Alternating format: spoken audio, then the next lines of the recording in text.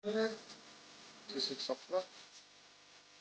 Then itong butot ng center ng likid. Okay lang mo.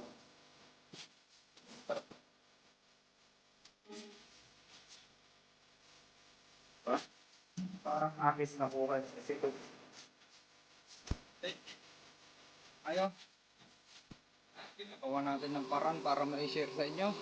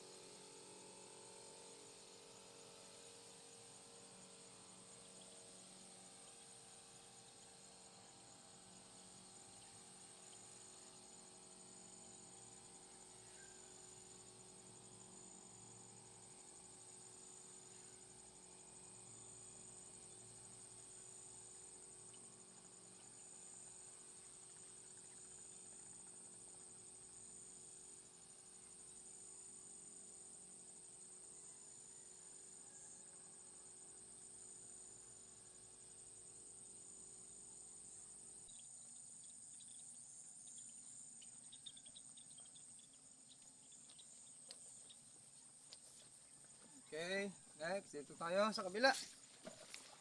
Apigod. Dito muna para makita nyo. Yan. Dito sa pinaka gitna niya, yan. Yan. Kasi pakuros din natin to. Hindi na tayo dadan sa gitna puro. Gilid lang, gilidan natin lahat.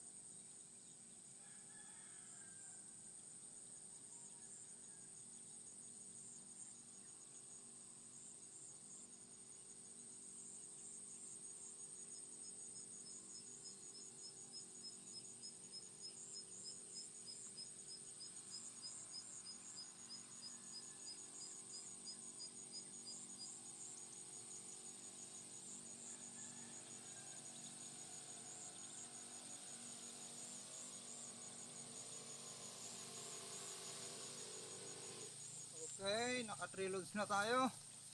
Kabila, ayan lang, ganyan. Okay, at least na ipakita ko na sa inyo. Mga ka-agritipeds. Dito naman, medyo madilim, may pasalungat eh. Yeah. Hindi nyo pa makita, madilim. Wala na, paubos na rin, paubos lang natin. Balik na tayo. Okay, cut na. Sharing is caring. Morning mga ka-agritipeds, ka-farmers, kamanalo ka magsasaka. Time check ay 4 o'clock. Okay, sakto 4 o'clock.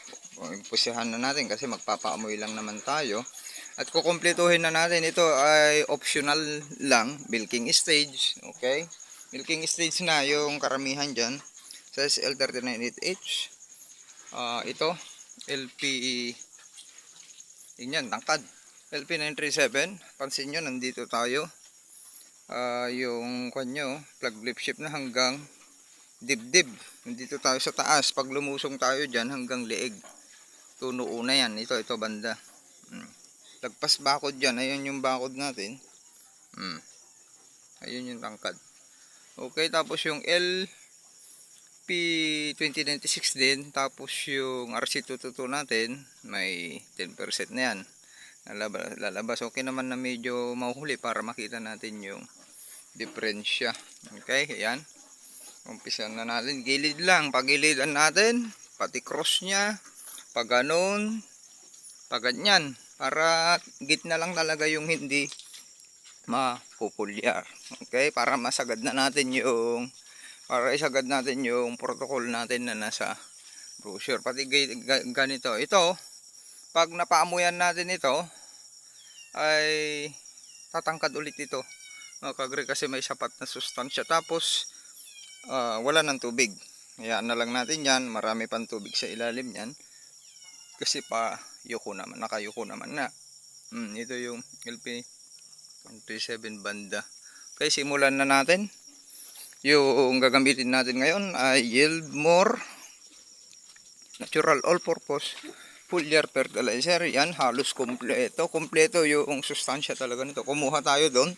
Wala pang sticker yan, punong-puno. Ito yung Yieldmore. Nakalak pa yan, pansin nyo. Nakon lang medyo nadumihan. Nakalak yan. Okay. Tapos ito, yung dati na may yield shield tayo. Ayan, marami pa kasi ito. Yung 8 liters noon, tutuloy natin. Mayroon pa to, Yieldmore din ito. Kita ko kasi, konti na. Kaya yung gagamitin natin, ito yung may yield shield at may Yieldmore din. Gagawin natin dito ng alas 4:01. Ayan. Ayan, para makita nyo. Karga tayo dito para makita nyo na bago to. Sana kaya nating mahirap. Nasaan nyo? Apply sana tayo. Mahirap pa to. Nakalak. Pause muna. Kaya, kailangan tanggalin natin yung lock. Yan. Yan nakalak. Okay. Tapos, madali na lang yan pag natanggal yung lock. Ayan. Yieldmore. Ayan, punong-puno. Naku, sayang.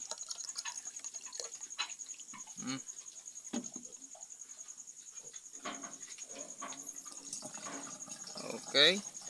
Dalawa. Ayan, final na to. Final natin. Optional lang to, milking stage. Tapos ito. Para makita nyo lang. Ayan. Ito yung may yield shield. Hindi naman na natin kailangan yung pang insekto dahil wala naman na tayong one. Okay, meron man tayo whitehead dyan. Late attack na yun. Okay, normal na lang yun. Hindi natin mapiperfect. Ayun. Bali 3. Okay, ganun na. Sharing is caring. Tara. Pause muna. Karga na tayo at maglulod tayo. Mamaya, pilitin natin mag-videos. Meron naman itong holder na ginawa natin. Para makita nyo lang na nagpupulyar tayo. Okay, go lang ng go. At ito, abangan nyo. Magandang ani sa ating lahat. Shout out sa inyong lahat. Mga admin natin at mga member.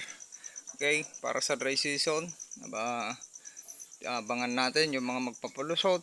Ay meron pa tayong ibang eksperimento, yung cutting. Susunod. Okay, paalala nyo sa akin. Gagawin talaga natin yon para masolusyonan na yung pagdapa ng kagagandang palay ninyo. Gagawin na natin yun mga agritipids para makunan natin ng data. Kailangan may comparison tayo sa bawat pinitang. Sharing is caring. Maraming salamat. Check 5 o'clock. Ayan, ika-reload. Ay hirap. Pagpasensyahan nyo na, pinipilit kong ipakita po sa inyo. Kahit wala tayong taga videos yan. At dating kawi, may panghalo. Ganyan tayo para sabi ko sa inyo, Kompleto ang distribution. Yun, may nag-i-spray doon, yung may nakailaw doon. Insecticide sigurado yun. Okay, yung RC222 natin, kasi nakaikot na tayo sa bandang gubat, ay pasapaw na rin, kabilis. Kailan tayo nagpitik? Kailan lang tayo nagpitik? Ika 3 days ngayon. Sabi ko sa inyo, ika 3 days magpupulyar tayo. At sasapaw na. Yung ngayong araw, baka sasapaw na yung RC222. Ganun lang kabilis, kaya makakahabol din. Lalo't mataas na bahagi yon, mas mabilis magpahinog. Yan, i-videos natin para makita nyo. Doon na tayo sa gitna. Kung paano tayo mag-spray sa gilid, mabagal lang. Yung gusto nating paabutan. Press back doon. Sa atin, wala. O, tignan nyo ha, hindi tayo gumamit ng chemicals. Sa kanila, chemicals. Yan, purong chemicals at synthetic. Yan, pipilitan nating ipakita sa inyo. Tara. Katatangkad ng palay natin. Makikita nyo mamaya. Tapos, kabilis, yumuko. Marami po tayong aanihin dito. Mapagbigyan tayo at mukhang mahirapan naman dumapa itong palay natin. Huwag lang dumaan yung bagyo. May bagyo po, may low pressure. Okay. Dito na tayo banda. Yan, para makita nyo. Saan natin set up? Dito.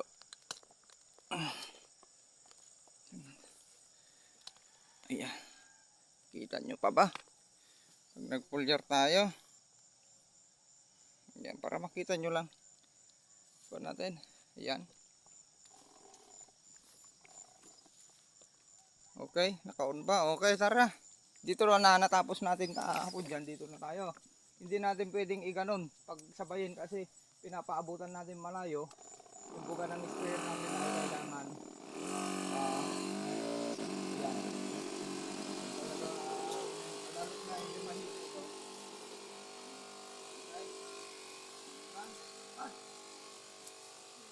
Sabi natin tayo, tignan nyo yung blood check. Hanggang leeg na. Hanggang leeg. Hindi lang kabagal. Abutan natin yung kayang abutan.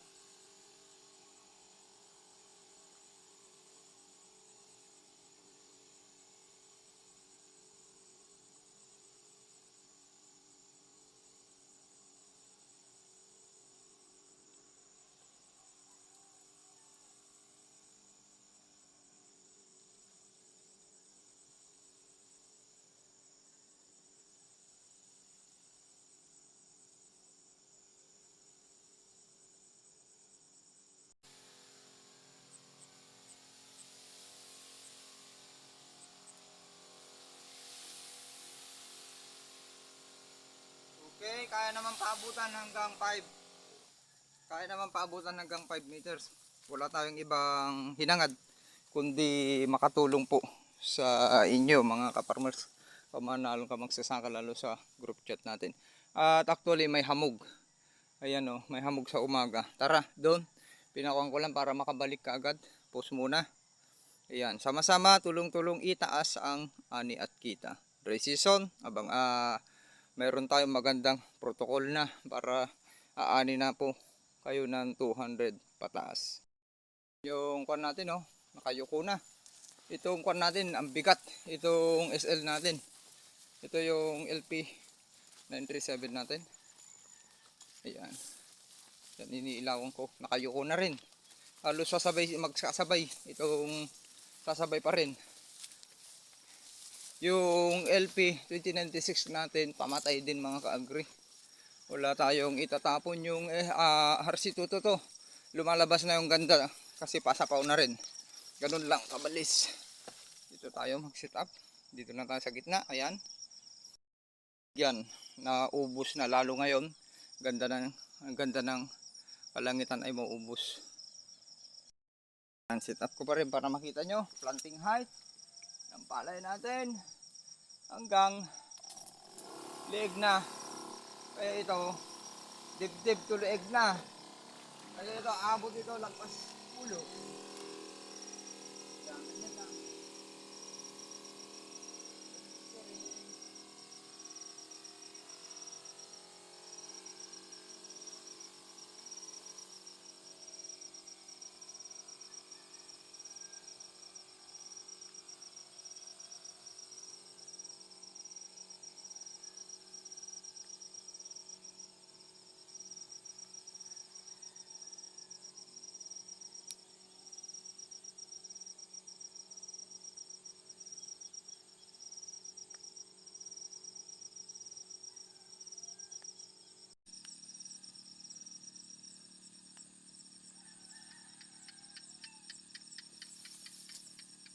Yan mga ka-agribids.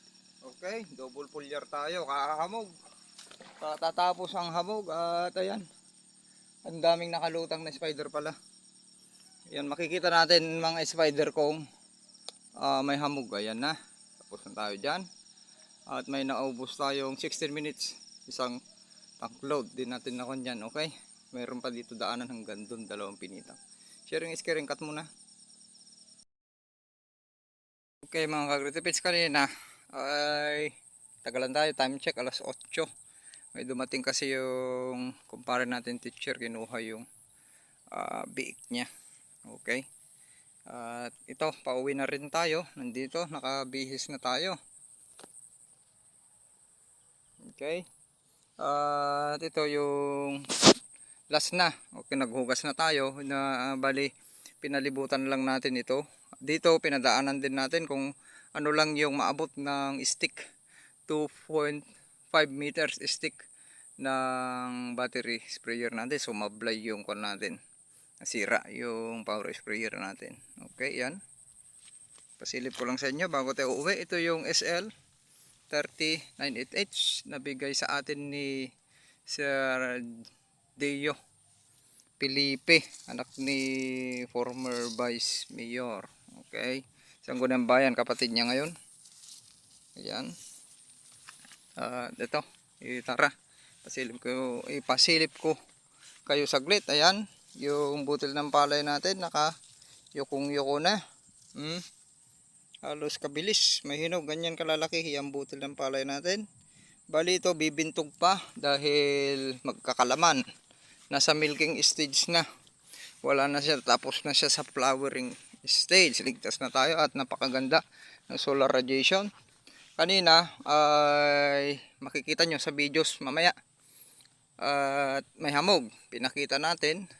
Ngayong araw ay ika 66 days ng palay natin. Na ilipat tanim ito ng nabunot ng 29 days. Na ilipat tanim hanggang 31 days.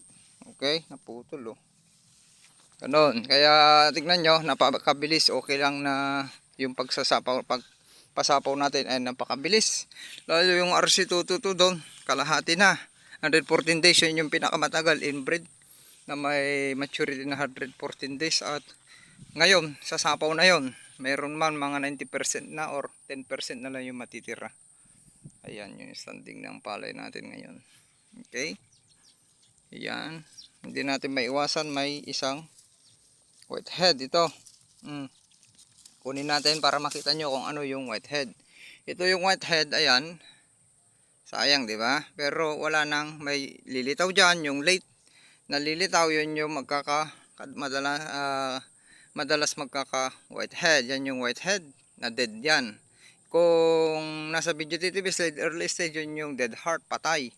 Tinira yan ng ito yon, yung tinanggalan natin, kunin natin, nandito yan. Tinira ng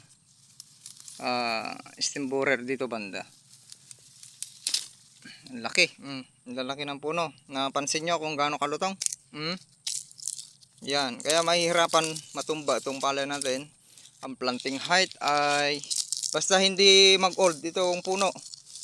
Huwag nyong hayaang matagal na walan ng tubig. Minsan padaanan nyo ganun para dapat buhay yung mga puno. Ayan, ang lalaki, para hindi basta-basta matutumba. At huwag masyadong EWD, ang maganda, huwag masyadong lusak yung lupa para kahit daanan ng bagyo ay hindi basta-basta matutumba. Ang planting height ng palay natin, ayan, pansinin nyo, ayan, yan ay hanggang dibdib natin. Tapos may half feet, kaya aabot siya sa hanggang leeg. Ayan. Di ba? Ganda na ng pagyuko. Ayan, pansin nyo naman ang tangkad. Tapos na. SL LP natin nandun. Pasilip na rin para makauwi na tayo. Ayan. Parehas yan.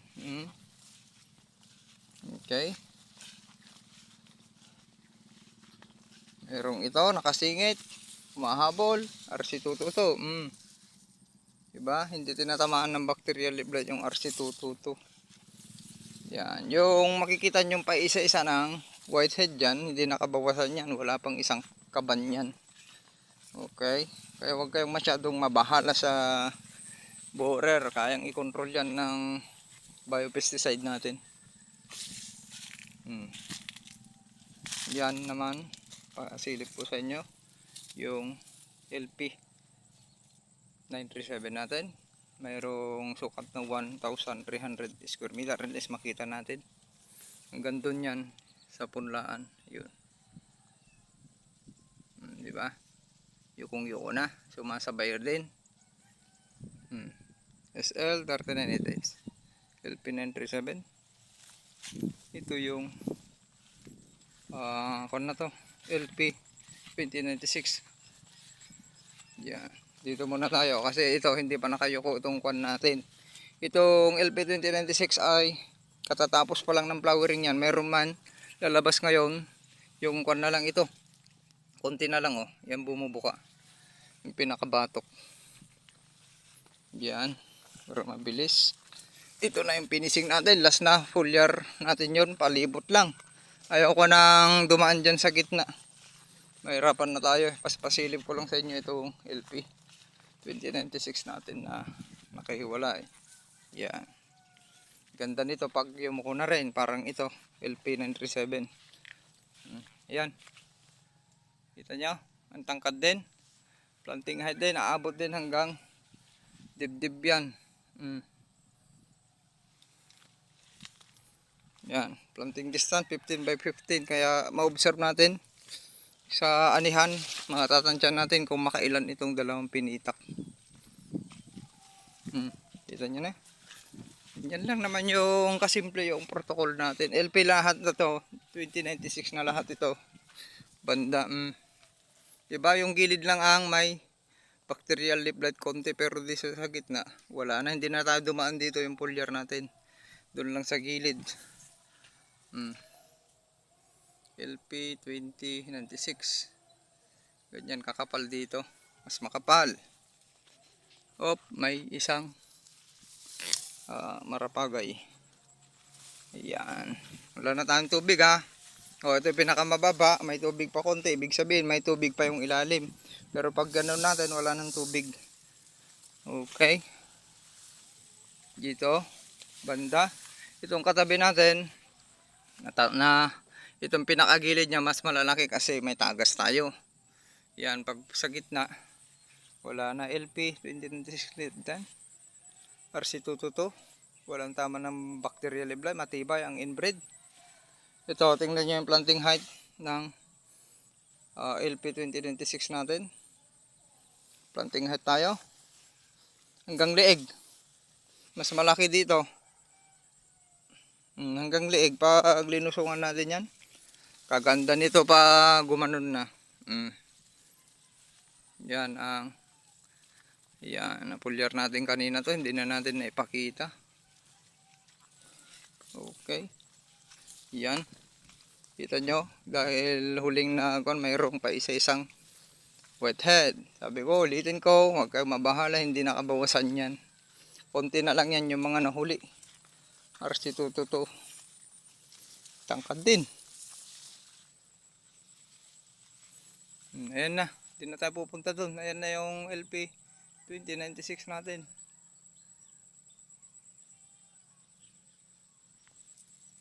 Ganyan na parehas na yan katangkad. Ito is 600 rin katabi natin. Yung pamangkin ko. Si Landa. Sharing is caring. Last load. Ika 1, 2, 3, 4, 5. Ika 6 lang na load. Ayan, ito yung Guildmore. Last load na natin. Nagbawas tayo ng sustansya. Bali ginawa natin 2.5 na lang. Kasi medyo yung gilid na lang to. Sabi sa Ilocano yung mataas yung nitrogen. Ayan, 1.5 lang na yield more. Tapos itong kung natin ito may halong biopesticide natin. Isang lata lang. Kaya 2.5 yung rate natin. Ayan, 150 ml po ito. Okay, napakaganda ng palay natin, sinasabi ko po sa inyo. Susunod iikot tayo. Yung LP2096 natin sa nakahiwalay, hindi ko na naipakita sa inyo. Ayan, ay ang tangkad hanggang liig. Kasi nga, sabi ko sa inyo, doon natin binapagsak yung sobrang sustansya. Ayan, hindi ko na naipakita. Halos magkasing tangkad yan sa SL 3980. Yung LP2096 natin. Kahit na makapal, nandun kasi siya sa pinaka binabagsakan natin ng sobrang sustansya. Okay, ganun na lang, sharing is caring. Ayan, may tatlong gitna, pagitna na to sa cross. Tapos na tayo sa lahat ng palibot, pagitna na. Okay, malaking bagay pa rin yan, kahit na hindi na natin linusungan yung gitna kasi hirap na rin tayo itaas yung yun, stick na 2.5 meters. Ganun na lang, sharing is caring. Maraming salamat. Yan, dito si Cognitive PH, handang tumulong sa inyo at yung mga admin po natin dyan at ibang mga kasamahan natin sa group chat na ang gagaling. Maraming salamat. Tayo, ang natira ito, bago ito kalahati. Okay, nakalahati yung natira, nakagamit tayo ng 2 liters. Ay wala, halos kon lang. Kasi ito yung 4 liters niyan. Nakagamit lang tayo ng 1.5 liters. Tapos kasi meron ito, yung may biopesticide natin na may yield more din. Kaya mas marami pa rin yung yield more. Kasi wala naman na, makagayuko na, wala tayong makitang rice bag. At yan, hugasan na natin to. Disassemble, iikot pa tayo. Minsan para makita nyo yung standing ng palay natin. Last na activities natin yan.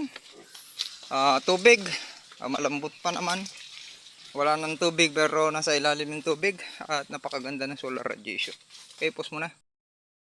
Itong halo ng SL3988. So, kung mabuo to, napakaganda.